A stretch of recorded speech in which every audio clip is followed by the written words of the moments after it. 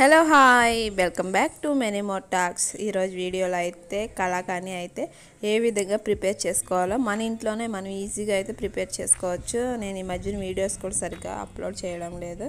ఎందుకైతే reason అయితే ముందు అయితే మీకు చెప్తాను.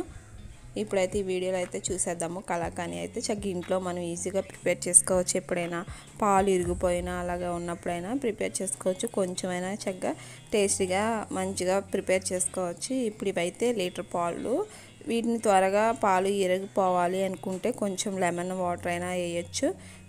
లేకపోతే బాగా ఎక్కువసేపు మరిగించినా కానీ పాలు అనేవి ఈ విధంగా అయితే ఇరిగిపోతాయి. ఈ 1 లీటర్ మిల్క్ వీటిని ఇప్పుడు బాగా ఇరిగిపోయిన తర్వాత చూడండి ఫిల్టర్ చేస్తున్నాను. మనకి ఆ పైన మిగిలిపోయింది ఆ గడ్డలా ఉంది కదా, అదైతే మనకి యూజ్ అవుద్ది కలాకాండ్ ప్రిపేర్ చేసుకోవడానికి. ఇంక ఈ వాటర్లా ఉన్నాయి అంతా వేస్టే, ఇంకా దేనికి పనిచేయదు. ఇదంతా బాగా ఫిల్టర్ చేసుకోవాలి. వాటర్ అన్ని రిమూవ్ అయిపోయేంత వరకు ఫిల్టర్ చేసుకోవాలి. ఏదైనా క్లాత్ మెత్తడి పల్చంత ఏదైనా ఉన్నా దాంతో అయినా ఫిల్టర్ చేసుకోవచ్చు. వాటర్ చుక్క అనేవి ఏమీ లేకుండా ఇంకా వేరే బాండిలో అయితే మనము పాలు తీసుకోవాలి, చిక్కడి పాలు. ఇది మనం ఎంత బాగా మ్యాష్ చేస్తే అంత బాగా మనం కట్ చేసుకునేటప్పుడు పీసెస్ లాగా ఉంటుంది. బాగా మ్యాష్ చేసుకోవాలి, అలాగే చితుక్కుంటూ ఉండాలి. మనము బాగా గడ్డలా ఉంది కదా, దాన్ని అంతా పొడిలా చేసుకుంటూ ఉండాలి మెత్తగా. దీన్ని ఇంకా మనం వేరే ఐటమ్స్లో కూడా వంటలోకి వాటిలో కూడా యూస్ చేసుకోవచ్చు. చూడండి వీడియోలో ఎలాగా వైట్గా భలే తెల్లగా ఉంది కదా, మల్లెపూలాగా ఉంది కదా. ఇప్పుడు ఇదంతా కూడా మనం కలాకాండ్ లాగా ప్రిపేర్ చేసుకోవాలి. వేరే బాండిలో అయితే మిల్క్ పెట్టాం కదా, మీరు చూసే ఉంటారు వీడియోలో. ఆ మిల్క్ అవన్నీ కూడా కొంచెం బాగా మరిగిన తర్వాత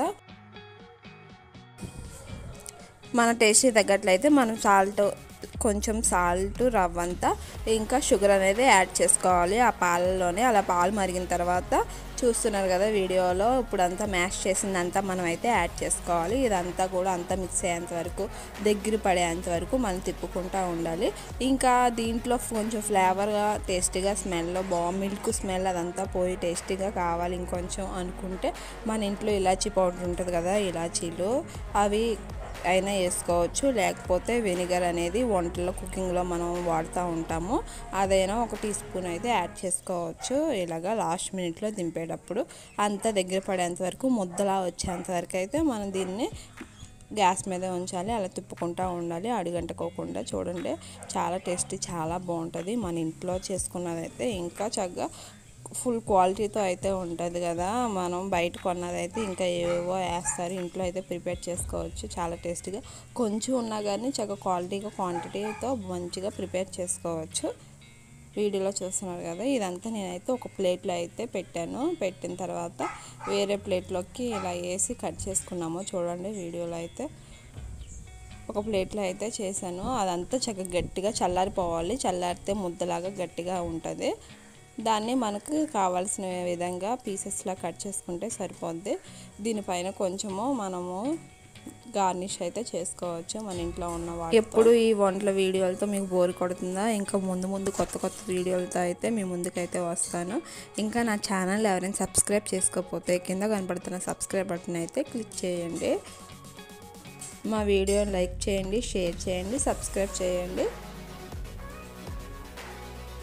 చూడండి ఇదైతే చాలా టేస్టీగా ఉంది. మనం బయట కొన్నప్పుడు ఎంత టేస్ట్గా ఉంటుందో అంతే టేస్టీ అయితే అంతే బాగుంది. ఇంట్లో వేస్ట్గా మనం ఒక్కొక్కసారి పాలు అనేవి ఇరిగిపోతూ ఉంటాయి కదా, అలా ఇరిగిపోయినప్పుడు పాలను వేస్ట్ చేయకోకుండా ఇలా ప్రిపేర్ చేసుకోవచ్చు. ఇలా తినడం వల్ల చాలా హెల్తీ కూడా. Thank you for watching. Bye.